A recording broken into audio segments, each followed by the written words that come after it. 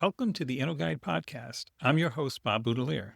This podcast, my website, and my weekly newsletter are all focused on bringing you the secrets of innovation.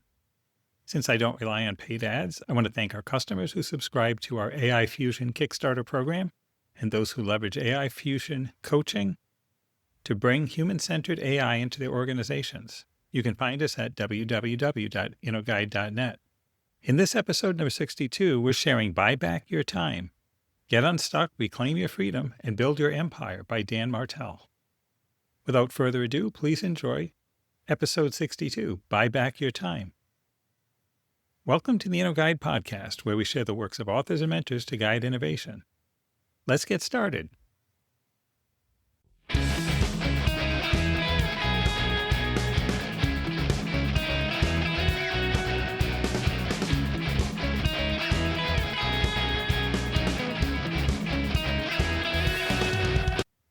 This is part 2, chapter 8, Your Perfect Week. Most founders let their week happen to them. I want you to flip that. When I text a client, got time in the next hour? I'm not rushing them. I'm testing for reactivity versus proactivity. The reactive answer is, sure, I'll squeeze you in. Translation, their inbox runs their life. The proactive answer sounds like Thursday, 2 to 3 p.m., Monday, 1 to 2 p.m., which works. That person already has a template for their time and, more importantly, their energy. They're routing demands into pre-planned blocks. That's the game. Think like an airport, not like a side street. Airports don't wing it. With precise time slots, they move hundreds of planes daily, adapt to surprises, and still hit on-time targets around 80% of the time. Your calendar can do the same. Without structure, your day fills with buffer time, tiny gaps between meetings that are too small to do anything meaningful. Death by 15-minute slices. Context switching. Every shift of gear, coaching, sales, deep work, costs you minutes of momentum. It kills flow. And bleed time. Running over just a few minutes stacks into hours lost. A perfect week eliminates all three by stacking similar tasks together, aligning work with your energy, and removing white space where your day leaks. Marcel's move? Templatize everything. My friend Marcel was scaling a company, coaching CrossFit, and nurturing his relationship, all important, all energy heavy. His fix wasn't working longer. It was templating a perfect week. Eliminate buffer time, stack calls and meetings back to back. Optimize for energy. Do the right work at the right time of day. Kill bleed time. Tight stacks force crisp endings. Spot NET time. No extra time. Turn commutes, chores, flights into learning time via podcasts, audiobooks, reading. Double up without stealing more hours. Batching is your force multiplier. Dale Beaumont proves why multitasking doesn't work. He has a room of founders write one sentence in 7 seconds. Then he made them alternate letters between the two sentences. Chaos. Most took 6 times longer. That's what context switching does to your day. So this is the way to batch. 4 items. Put all sales calls in fixed blocks, such as Wednesday and Thursday afternoon. Approve a quarter's ad campaigns in one session. Write 4 blog posts in a single afternoon. I'll do 14 podcast interviews in a day. Prep once, flow for hours.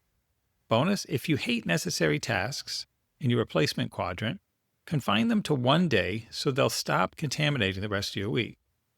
Beware of yes and respect no.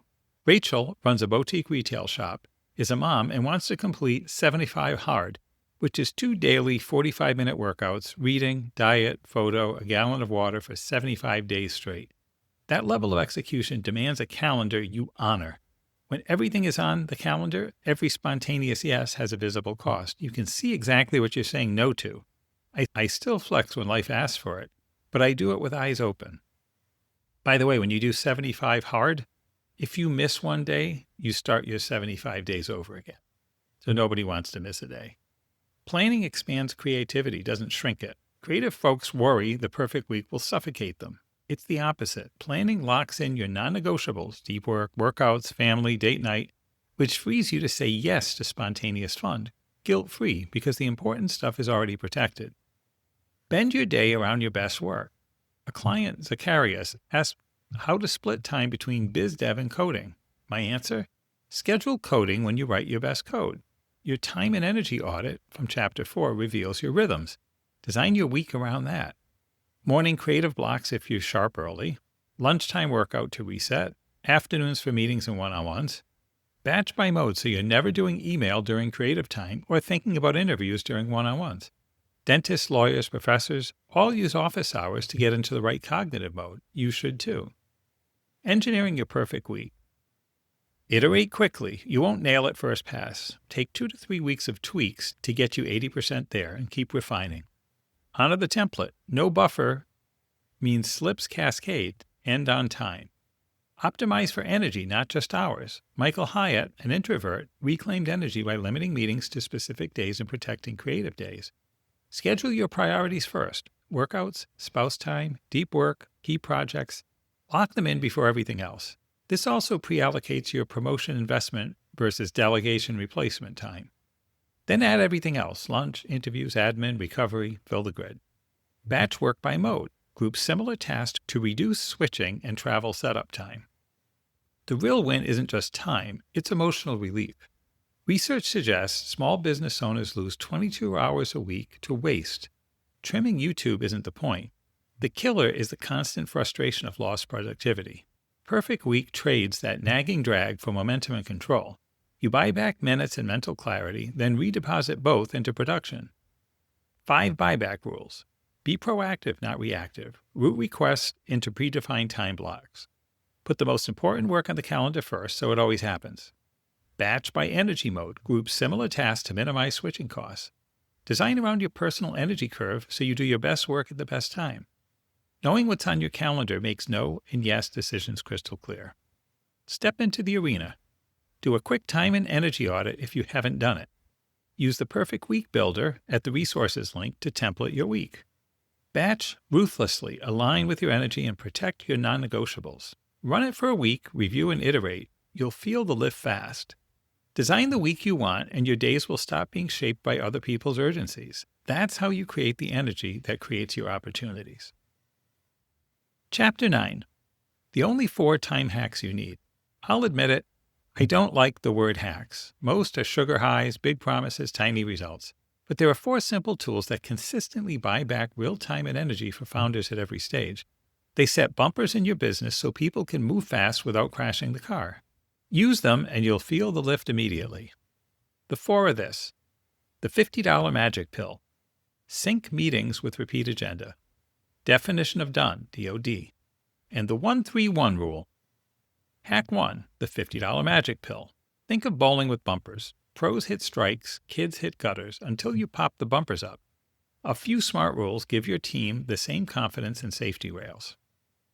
The rule: empower people to spend up to a set amount to solve problems. No pre-approval, reported at the next thing. My ranges: team members up to $500, CEOs up to $5,000. My editor friend Paul uses $50 for his executive assistant. Why it works? You stop becoming the help desk for $37 problems. They fix it in minutes. You stay focused on production. Pick your number. The amount matters less than the principle. Unblock without you. Hack 2. Sync meetings with repeat agenda. Remember Richard Branson's assistant Hannah? Their daily breakfast sync is the glue. Short, structured, and consistent. It lets her handle almost everything as Richard would without Richard. Use a standing sync. I do 30 minutes every other day with this 7-point agenda. Offload. I bring a running list of to-dos and hand them off. My assistant takes ownership. Calendar review. Scan the next 2 weeks. Add, remove, rebalance time, protect deep work. Past meeting. She keeps a list of my recent meetings. I quickly dictate any follow-ups. My action items. Anything I must do sits here, bundled with links, docs, and context so I don't hunt. Feedback loop on projects. She updates me on projects I assign, progress, blockers, done, not done. I never wonder, did this get finished? Emails. Edge cases and opportunities she wants me to see, otherwise she answers as me using our rules.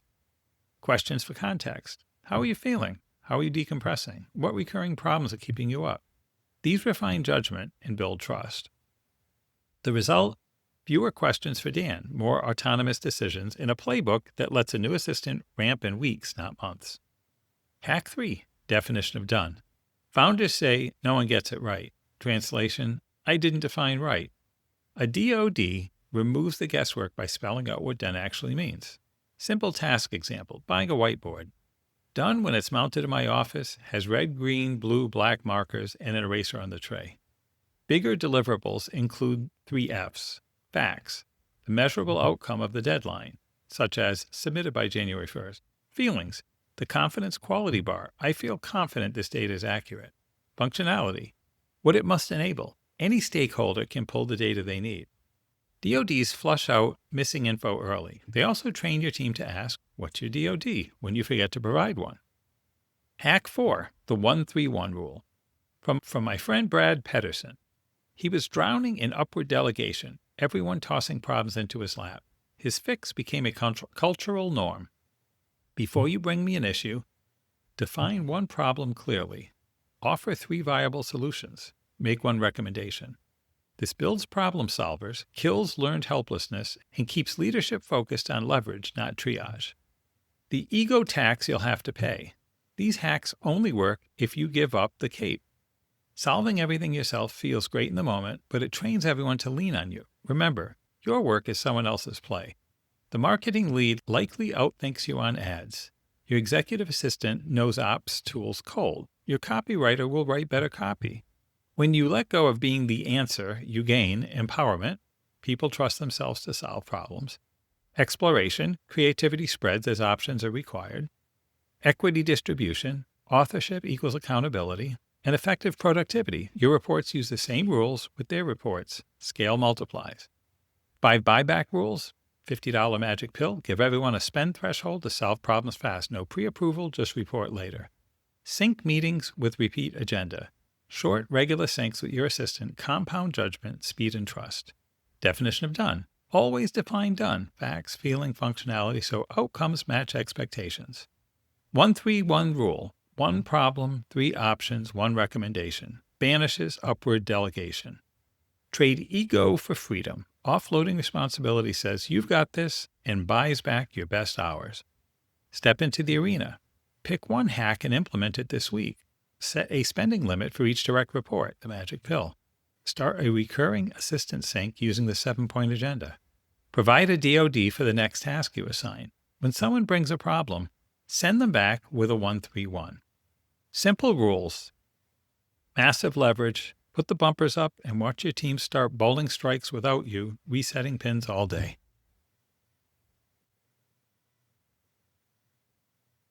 Chapter 10. The Test First Hiring Method. I learned a deceptively simple hiring truth over vegan ice cream with Seth Godin. I can't work with you until I work with you. That line rewired how I hire. Before you spend months of salary, training time, and team attention, simulate the real work, then decide. Because the wrong hire doesn't just cost cash, they drain momentum, infect culture, and can blow up client relationships. Ask me how I know? An early expert hire cost me a dream Procter & Gamble project, plus the IP and the relationship, because I handed over control without proof of fit. Here's the method I now use and teach to hire fast and right while buying back your time instead of creating a new management job for yourself. Founders are MacGyvers. We see what we want to see. If you need a sales closer, everything looks like a closer. Get specific on the role's outcomes and responsibilities first. Use your replacement ladder ownership lists if helpful. Clarity keeps you from hiring a maybe when you need a must. Cast a wide net. Numbers matter. Great teams attract great people, but you still have to fish. Tap your A players networks first. A players want to work with A players. Post broadly on job boards. Top talent does look. Proactively source from companies you admire. Ask, who's the best X you've worked with? Warm that relationship by asking for advice first.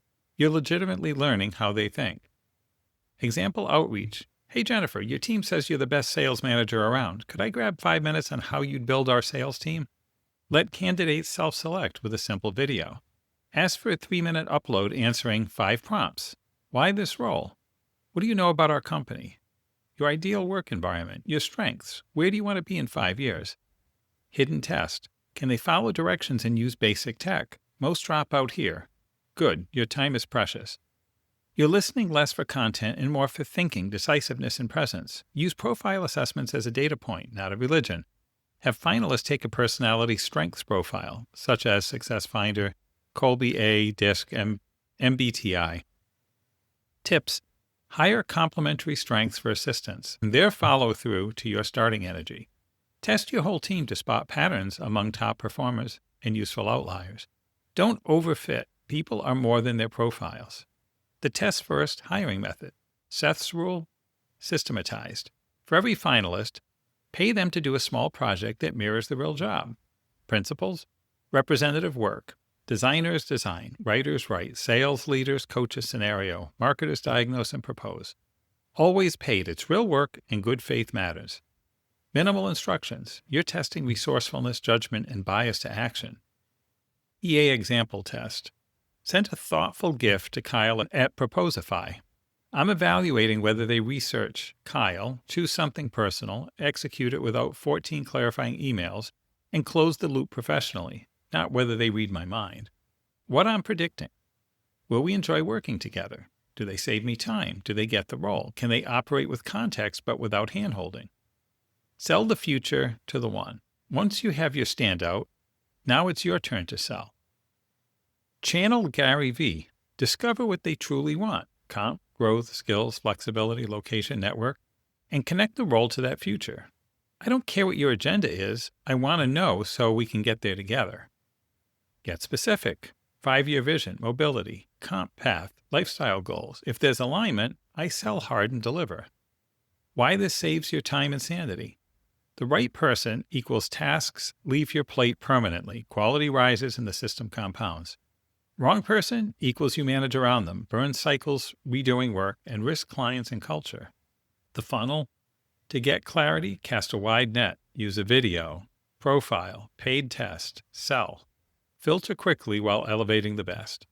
6 buyback rules. Be clear. Define the exact outcomes and responsibilities before interviewing. Cast a wide net. Use team referrals, job boards, and targeted outreach to admired companies. Acquire a video. Short, specific prompts. Let non-readers self-eliminate. Use profile assessments. Calibrate fit and complexity. Don't over-index. Test first. Don't work with them until you've worked with them. Paid representative, low instruction projects. Sell the future. Once you know they're the one, align to their aspirations and close. Step into the arena. A. Map the role. List the tasks you'll transfer and the outcomes that will buy back your time. B. Activate the net. Tell your team you're hiring and describe the exact profile. Post and outreach today. Hire like your time depends on it, because it does. With test first, you'll stop guessing and start seeing how somebody really performs before you bet your company's calendar on them.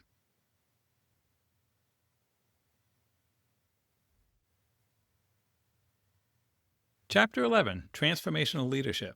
Stop collecting other people's monkeys. This is a reference to The 1-Minute Manager Meets the Monkey. In that book, the author shares that if something's not your monkey and you touch it, it becomes your monkey. So that's the heart of transformational leadership. When my head of people, Adam, panicked about hiring 11 people in a quarter, the old me might have grabbed the monkey, canceled meetings, spun up ideas, micromanaged the plan. Instead, I gave ownership back where it belonged. This is why I hired you. 2 months later, he delivered 11 outstanding hires. That's not neglect. That's leadership that scales. Transactional management versus transformational leadership. Transactional management is the tell, check, next treadmill. Tell them what to do, check that they did it, tell them what to do next. Result? You hit the tell, check, next ceiling. You become the bottleneck. I hit it at 12 direct reports at Spheric. Transformational leadership replaces the treadmill with tell outcome, define the result, not the steps. Check measure, align on one clear metric the person can influence. Next coach, coach judgment and capabilities at key moments. Tell outcome, hand off the what, not the how. Steve Jobs said it best. We hire smart people so they can tell us what to do. When you define outcomes, you transfer mental load and creativity to the owner of the work and avoid decision fatigue on dozens of tiny how calls that you shouldn't be making. Examples. Bethany. Transactional. Please spell check blog posts. Transformational. Blog posts must always be error-free. What she did? She found an inexpensive AI to auto-catch 90% of the errors and mentored a junior to do the final edits, cutting hours and growing talent. Danielle's example, transactional. Send everyone to GDPR class. Transformational. We must be GDPR compliant. What Danielle did, got herself certified, distilled the top 10 action points, spared the company thousands and the team a boring class. James's example, transactional. Make more sales calls. Transformational. Hit 100K in sales this quarter. What he did? Fixed his follow-up and cross-sell weaknesses, learned, and then blew past his target. Maloney's example, transactional. Increase menu prices.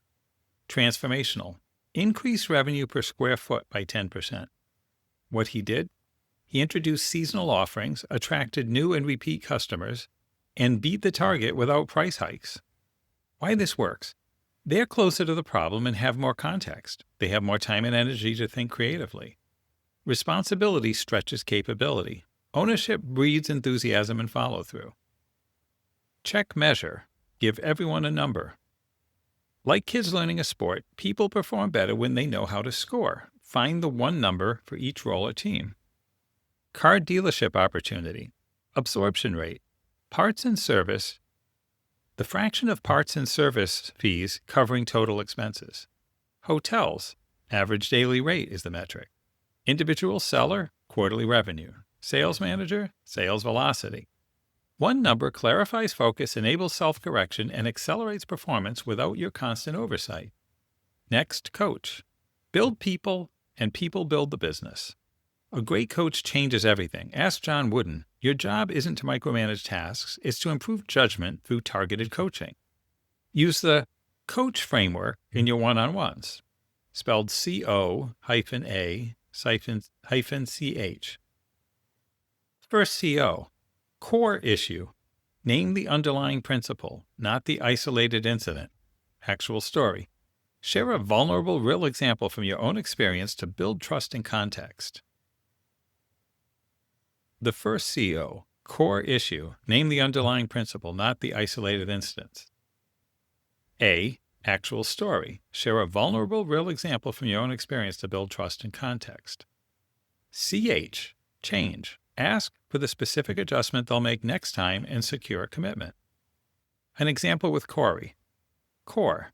Hesitation slows productivity and execution. Actual. I shared when a mentor had to snap me out of indecision and what it cost the team.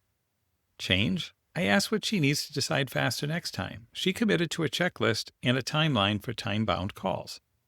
Other people's monkeys. Keep them off your back. Ken Blanchard's monkey metaphor is real. Teammates will, often unintentionally, hand you their problems. Don't accept them. Redirect ownership kindly but firmly. Your role is to support, not to do. That's the only way the buyback principle takes root. Otherwise, everything rolls uphill to you. Putting it all together, outcome to metric to coaching. Set the destination. Tell them the outcome. Agree on the scoreboard. Check the measure. Tune the engine as you go. Next, coach. Resist the urge to prescribe steps. Build thinkers who surprise you with their results, as General Patton advised. 5 buyback rules. Tell outcomes, not steps. Hire smart people and let them figure out the how. Don't adopt other people's monkeys. Keep ownership with the role that owns the result. Transactional. Tell, check, next caps your growth. It creates dependence and burns you out. Transformational leadership equals define the outcome. Give a metric, then coach judgment. You'll grow people who make decisions without you. Use COACH in one-on-ones to course correct on core issues, not one-off events. Step into the arena. A. Identify one teammate who could level up. Write down the single core behavior change that would move the needle. B. Book a one-on-one this week. C. Run coach, COACH. Name the core, share your actual story, confirm the change, agree on a metric they can watch to self-correct. Lead by outcomes. Measure what matters. Coach for capability. That's how you stop being the answer key and start being a force that multiplies answers across your company. Chapter 12. This F word will save your business. Let me start with an embarrassing story, the kind you wish you could rewind. I was on a Zoom with our marketing team, frustrated about delays I assume were on Jacob, our new automation expert. I vented. Then a voice cut in. "Hey, it's me, Jacob. I'm on the call." Yeah, ouch. The problem wasn't just my outburst. It was months of unspoken feedback that finally erupted because I hadn't created space for a two-way conversation. That's the point of this chapter. The F word that will save your business is feedback. Honest, frequent two-way feedback. Without it, performance stalls, small issues multiply, and culture corrodes. What happens when feedback is missing? You stew. They guess. I'd sat on frustrations with Jacob for 3 months. I'd done the same with Alexis, a specialist I converted to full-time marketing lead. When results didn't change, I waited. 6 months later, I fired her. Looking back, we didn't have a feedback loop. Maybe she lacked the clarity on the role, was overloaded, or needed different resources. I never asked. So we lost time, momentum, and possibly a strong player in the wrong seat. Productivity slows. Keith Ferrazzi tells a story where a simple assistant-to-assistant conflict nearly derailed his access to his boss. Microscopic issues become macro problems when they aren't surfaced and cleared. Purpose gets blocked. In the Great Resignation, millions left their jobs. Studies from McKinsey and PwC found people want meaningful work, and 70% say they find purpose through their jobs. You can't align people to meaningful work if they don't feel safe telling you what's working and what's not. Create a culture where feedback flows. Think of feedback like highway traffic. Problems are cars. Feedback is the exit ramp. If you don't create exits, gridlock is inevitable. Alphabet Google embraces dissension because it's better to hear problems in the boardroom than from the market. I agree. If sales hates the leads or someone's drowning in workload, you want to know early. The clear framework, how to invite and handle feedback. I learned a brilliant live exercise from Matt Macari. It's simple, powerful, and easily replicated. I call it CLEAR, C-L-E-A-R. C, create a warm environment. Start by asking for one thing they liked about your work. It lowers defenses. Then ask them to silently think of one critical piece of feedback. L, lead them to offer critical feedback. Invite them to share it, explicitly saying your goal is to improve as a leader. E, empathize. Really empathize and echo back. Listen without defending. Reflect it back in your own words and confirm you got it right. Feeling heard is 80% of the value. A, ask if there's more. Most people start small. The real insight often comes second. R, reject or accept. You can accept and commit to a change or respectfully reject with thanks. The key is you listened. Often, once you ask, they'll ask you for feedback too, so now the loop is open both ways. Example, AI executive offsites. We run structured peer feedback. One thing you do well, one thing to improve. Michael heard from 6 teammates that his communication was confusing. He didn't pout. He studied, implemented visuals and clearer bullets, and transformed into a communications all-star almost overnight. That's the compounding effect of feedback on A players. Why this saves money and keeps A players. Turnover is brutally expensive. Months to rehire, institutional knowledge walking out the door, client relationships reset. Feedback culture retains top talent, accelerates the ramp for new hires, and compounds trust and performance across teams. In smaller companies, you have a buffet of tasks. With feedback, you can seat people at the right table. In larger orgs, you have multiple roles. Move great people into better-fitting seats. You only learn what they actually want if you ask. Leaders go first. Your team has feedback for you, just like you have for them. The magic happens when you invite it. Asking takes guts, but it's the unlock. People feel seen, are more open to receiving feedback themselves, and the whole system speeds up. 6 buyback rules. Bottled up issues explode. Leaders blow up, employees quit. Open the valve with structured feedback. Low feedback cultures drag productivity. Minor interpersonal friction becomes major blockers. High feedback cultures move faster. People feel heard, adjust quickly, and own outcomes. Founders must model it. Ask first, listen, then decide to accept or reject. Safety creates honesty. Honesty creates speed. Use clear in one-on-ones. Create a warm environment. L, lead to critical feedback. E, empathize, go back. A, ask for more. R, reject or accept. If accepted, commit to a change. Step into the arena. A, book time with 2 to 3 direct reports this month. B. In each one-on-one, explicitly ask for feedback and run clear. Don't defend, reflect and confirm. C. Just listen. Sleep on it. If you hear the same theme repeatedly, that's your signal to act. Feedback is the fastest way to unjam your company. Invite it. Normalize it. Feedback is the fastest way to unjam your company. Invite it. Normalize it. And watch small problems exit before they become pileups. And watch your A players lean in because they know their voice matters. Chapter 13. Dream big, achieve bigger. If you don't know exactly where you're going, you'll drift there by default. And drifting is the enemy of an entrepreneur's soul. This chapter is about building a 10x vision so big it makes you a little uncomfortable, and then making it so specific you can see it, feel it, start moving toward it today. Let me show you what that looks like through my friend Lane Merrifield's story. Club Penguin, a case study in impossible to inevitable.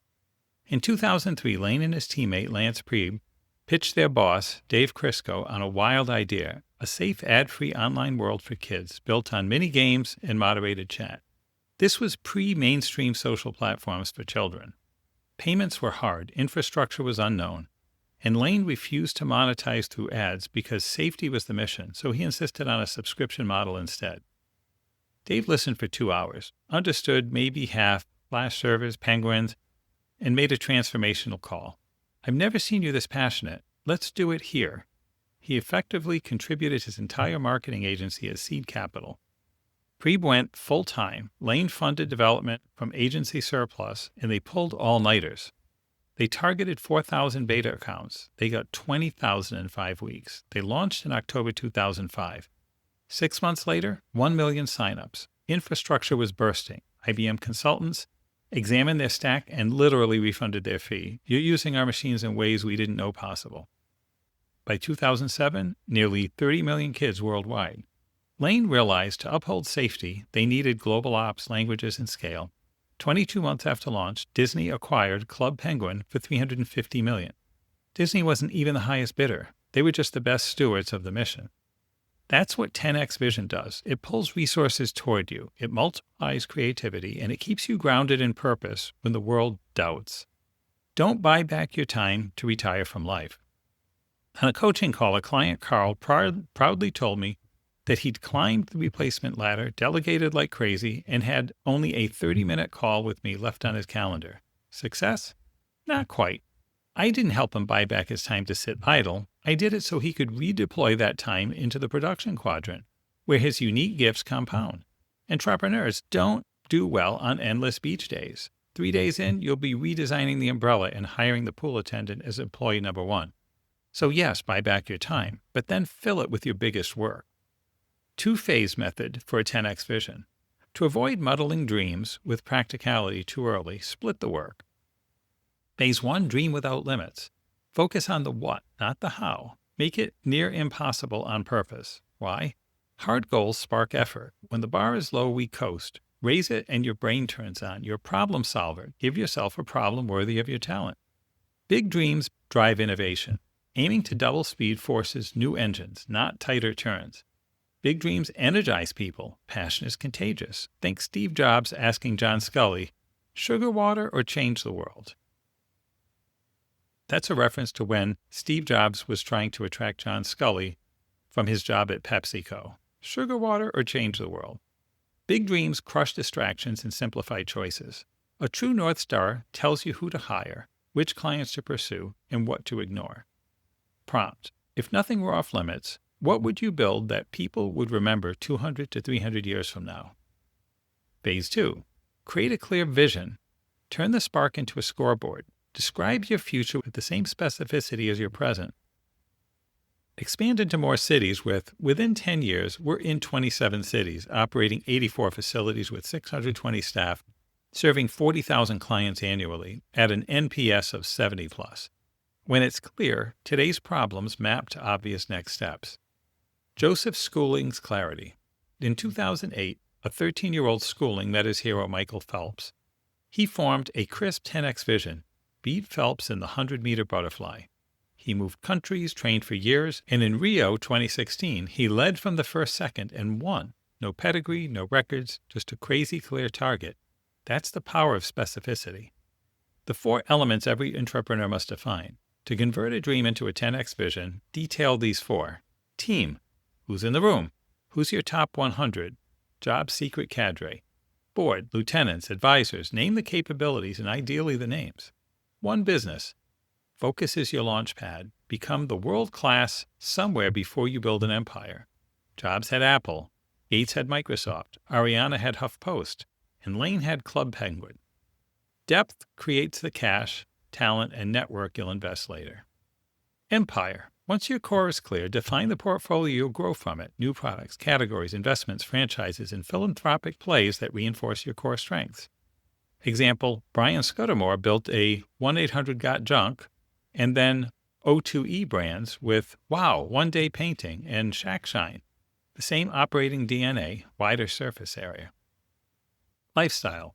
Walk around your future. Cities, homes, family rhythms, fitness, travel, causes, hobbies, holidays. Make it vivid. The point isn't indulgence, it's alignment. A clear life vision prevents you from building a business that conflicts with the life you actually want. And then make it real. I literally mocked up a New York Times style front page dated 25 years out. Stories, awards, revenues, metrics, photos of the future office. Kyle, founder of a proposals SaaS, built his in InDesign and set it as his desktop background. Family, the boat, the lake. You don't need the exact path on day one, just a clear destination so you recognize the stepping stones. Practical prompts to build your 10x vision. Team, list the 10 roles you must add in the next 36 months. Which 3 advisors would 10x your judgment? 1 business, define the single category where you'll be top 1% globally. What proof metric says you are? Retention, NPS, margin, category share. Empire, name 3 downstream businesses you could spin up once the core hits scale, and the capability they reuse, ops, brand, tech, franchise model. Lifestyle, write a day in the life, 10 years out. Time you wait, who you're with, first meeting, training, deep work, dinner, weekend cadence. 5 buyback rules. You need a huge inspirational picture. Big ideas drive innovation, attract believers, kill distractions, and make hard decisions trivial. Phase 1, dream without limits. Define the what, ignore the how. Phase 2, get crystal clear. Describe your future with the same specificity as your present. Build your 10x vision across team, 1 business, empire, and lifestyle. If nothing else, dream big, then get precise. Step into the arena. Phase 1, dream, walk alone, talk with your spouse, journal, ask, what would I do if I could not fail? Phase 2, detail. Write or design your 10x vision. Include team, 1 business, empire, lifestyle. Add numbers, dates, names, print it, make it your desktop.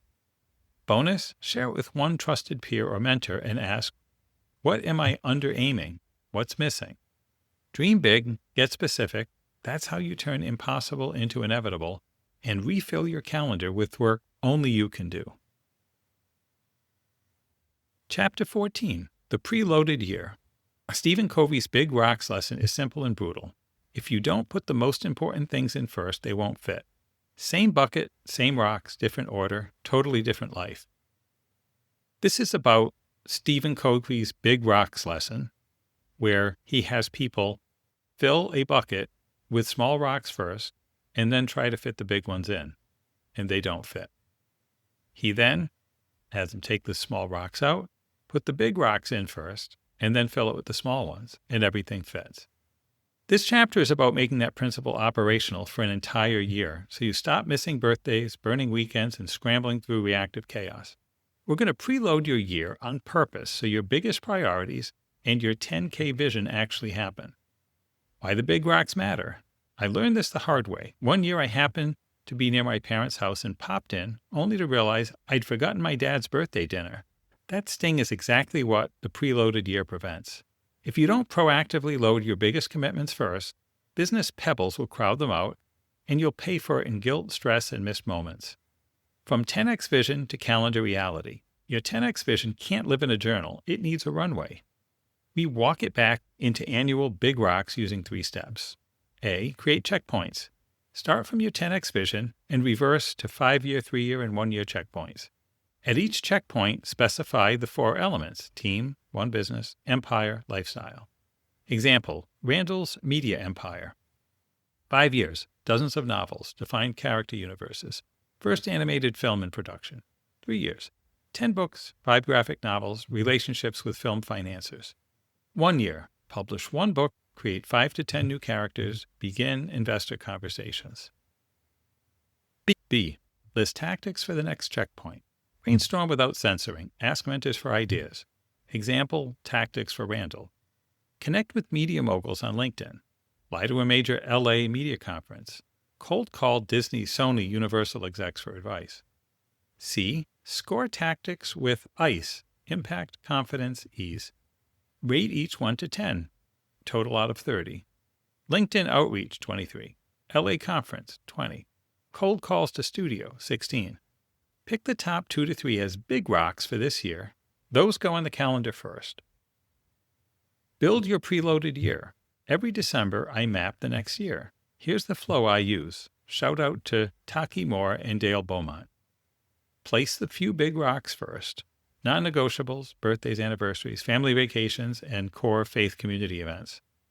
Business big rocks, the 3 to 5 initiatives that drive outsized results. Flagship conferences, launch windows, key partnerships, book deadlines, major product cycles.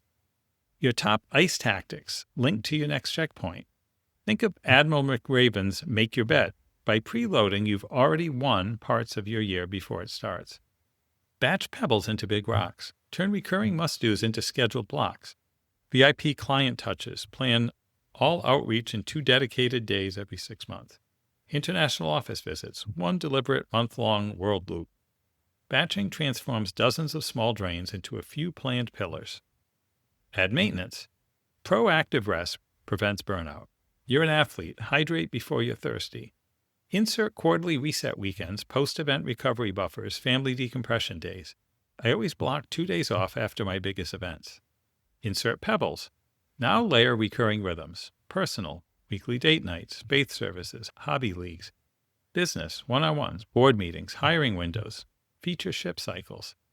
Stress test the plan. Energy. Do high output events collide? I never put a family vacation before a major conference. I schedule it after so I can be fully present. Resources. What tools or budget do you need? If you can't secure them, adjust the plan or set dates to acquire them. Excitement. Does this year make you say, damn, that was an amazing year? If not, add a bold bet. Work the plan. Think once, execute, put on blinders, only deviate for hell yeah opportunities 5 to 10% of the time. Example, Branson in Switzerland. Hell yeah, I took it. Planning creates more spontaneity, not less. Worried you'll kill creativity? The opposite happens. When big rocks locked and pebbles batched, you actually free up guilt-free space for the sand and even liquid, the impromptu bike ride, the sudden Instagram idea, the last-minute dinner with a friend, because the important stuff is already secured. Vision made real by planning. In 2007, I drew a vision of my future. Global distant teams, back-to-back virtual meetings, a waiting room, pipeline. Zoom didn't exist yet. I sketched it anyway. A decade later, it was normal life. The sequence was always dream big, get specific, then preload the calendar with the steps. 5 buyback rules. Preload big rocks first. When the most important is scheduled, everything else fits around it. Planning increases spontaneity. Clear priorities create guilt-free slack for fun. Think once. Minimize exceptions during the year. Use your preloaded year to execute your 10x vision. Break it into 5, 3, and 1 year checkpoints, then calendar the top ICE tactics. Only deviate for hell yeah opportunities, otherwise stay the course. Step into the arena. Download the preloaded year template at buybackyourtime.com/resources. Reverse map your 10x vision into 1 year checkpoints. Pick 2 to 3 ICE scored tactics as big rocks. Fill next year, family, faith, vacations, recovery, key business events in your ICE tactics. Stress test for energy, resources, and excitement. Adjust until it's a damn year. Dream big, get specific. Then preload your year so the life you want doesn't get crowded out by pebbles. Now, go play your bigger game. Conclusion: the buyback life. My buyback journey didn't start with a grand theory. It started with laundry. In my 20s, buried in 16-hour days at Spheric, I realized I was burning time on chores I didn't enjoy and wasn't great at. So I paid for cleaning and wash and fold. Boom, hours back. That small shift cracked something open. Stop thinking in org charts and roles. Start thinking in trades of the only non-renewable asset, time. That's the buyback principle. Trade money for time, and then reinvest that time into what lights you up and makes you money. And when you do it right, it ripples. My cleaner gets a client. The wash and fold hires another hand. Everyone buys back a little more of their life. Let people in, deeply, not just at work. This principle isn't just for your company, it's for your life. Hiring an assistant is one thing. Letting someone into your home is another. But vulnerability is part of the buyback game. I don't just have an executive assistant. I have a house manager, Betty. She runs the playbook at home so I can live inside my unique abilities. 4 p.m., daily protein shake delivered to my desk so I don't crash before my last meetings. Floss picks and gum staged in every room and car, one decision documented once. Fresh water by the bed nightly, cars fueled and cleaned, travel prepped ahead of our arrival. She doesn't pick up after my boys. Personal responsibility still matters. She works for me, not them. Is that extra? Maybe. Is it effective? Absolutely. Every task I don't do personally is a trade that gives me time with my wife and kids or time to create inside my business. The only two things I really want to spend my days on. Buy back forever. This isn't a one-off declutter. It's a philosophy and a loop. Audit your time. Transfer low-value or low-joy tasks. Fill the reclaimed time with work and life activities that energize you and compound your results. And no, this is not about retiring early to do nothing. In fact, the data says the opposite. When people retire in the traditional sense, rates of depression and illness spike. I don't plan to retire ever. I plan to keep buying back my time so I can keep doing meaningful work with people I love on problems that matter. Italy for 3 months? Sure. But I'll bring my team and turn it into creation time. Dinner with my wife every Thursday? Mountain biking with friends weekly? Hot tub reading daily? That's my retirement now. Your empire expanded. When you apply the buyback principle consistently, you unlock capacity. Capacity creates momentum. Momentum scales dreams. Don't plan to clock out at 65. Plan for another 65 years of creating. Think in production quadrant terms. Mechanic? Imagine franchising across every major city. Lawyer? Imagine your number on every highway billboard. Builder? Imagine a multi-billion-dollar property portfolio.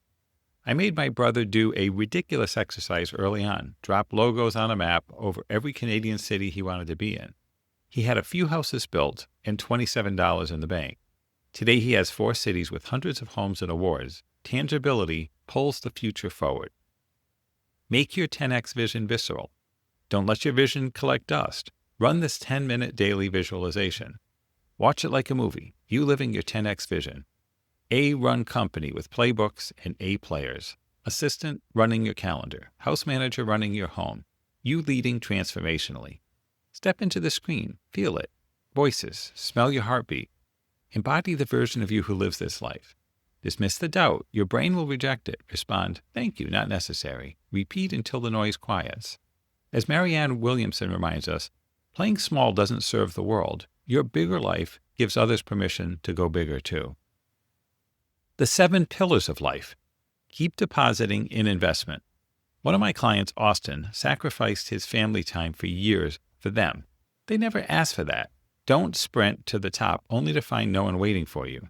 The investment quadrant, what restores you and your relationships, must always get time. Keep yourself honest, score these 7 pillars weekly, and shore up your 2 lowest. Health. Without it, nothing works. Don't wait for your body to tap out. Hobbies. Decompression is performance fuel. Run, skate, read, come back refreshed. Spirituality. Connect beyond yourself. Meditation, prayer, yoga, church. Find your anchor. Friends. Muscles atrophy without use. So do friendships. Invest or lose them. Love. Go all in with your partner, kids, and the way you show up for people. Finances. Face the numbers. Clarity frees energy. And mission. Know why you're doing any of this. Purpose guides trade-offs. I used to say balance is BS, but I was wrong. Some pillars can't go dark without the whole structure failing. This simple weekly check-in keeps deposits flowing from the parts of life that make all the ambition worth it, and keep you from retiring from what matters long before you're done building. Bottom line is this: keep buying back your time. Keep filling it with work and life that energizes you. Dream bigger, get clearer, plan deliberately, and live the buyback life now, not someday.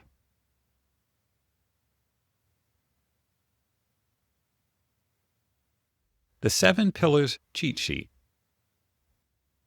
There's a diagram here of 4 quadrants. In the bottom left is delegation. Delegation points up to replacement and right to investment. Replacement in the top left points to production. So you live in that bottom left quadrant where you're delegating both to your investments and to your replacement tasks. And your replacement tasks then feed your production tasks. The 7 Pillars of Life, a cheat sheet. I use the cheat sheet every week to score myself and see how I'm doing. This ensures I don't miss out on what's important in life as I pursue success. 1. Health. Without it, you've got nothing. Many people wait until their body tells them to quit. See the story about Stuart in chapter 1. No matter how much success you have in life, you must have your physical health. Hobbies. Use decompression. Hobbies, remember those? Running, hockey, pursuing the used bookstore for first editions. Those fun things you used to have time for. When you return from your run, take your skates off or put down your new favorite book. You feel refreshed. Your face shows it, and so does your attitude. Your hobbies aren't just for you. They're for everyone around you. They're the key to maintaining excellent mental health. Without them, you'll suffer, and those closest to you will too. Spirituality. Tap into the energy. This isn't about religion, although it certainly can be. What's most important is that you develop a spiritual connection with the world around you. That could mean meditation, yoga, or going to church. Friends, don't drop the ball. Often entrepreneurs embody the physical type A personality. You're probably disciplined, hardworking, and focused. But if you don't get your head out of the work and start spending some time with your friends, one day you'll look up and no one will be there for the moments that matter most. Friendships are like muscles. If you don't invest in them, they fade away. Buy love. Go all in on your relationships. Half-assed relationships don't work, period. You need to be all in all the time. Love clearly includes spousal relationships and children, but I think we should also extend more love through every human connection. How much love is in your home, your work, your life? Finances, face the money. I know you're already cringing. Entrepreneurs, like most people, would rather not have another money conversation. You can manage to put your finances out of your mind for the moment. However, they'll always be nagging at you, slowly draining your energy in other areas. Face up to your finances. And lastly, 7, mission. Know why you're trying. People say they want to be successful, but if you ask what does that look like, they can't answer. They don't know why their health matters, their work matters, or anything matters. In your business, you need to remember the mission that inspired you to start in the first place. So we've reached the end. That wraps it up for today. This has been part 2 of Buy Back Your Time by Dan Martell. Remember that our website is innoguide.net, where we have many resources for innovators, people building products, and those who want to learn AI. We have a new AI course launching on October 11th. It's a new format with 4 lesson modules, 20 minutes or less per lesson, and actionable steps at every single lesson. And this includes automation, so you'll actually be able to automate tasks too. So I'm very excited about this. And if you join my newsletter, available on innoguide.net, you'll see the early bird discount, which takes 25% off. So it's $5.39 a week, and I think you'll enjoy it. I want to thank Steve McIntyre for producing this, and I want to thank you for joining. I look forward to seeing you next time. That's a wrap.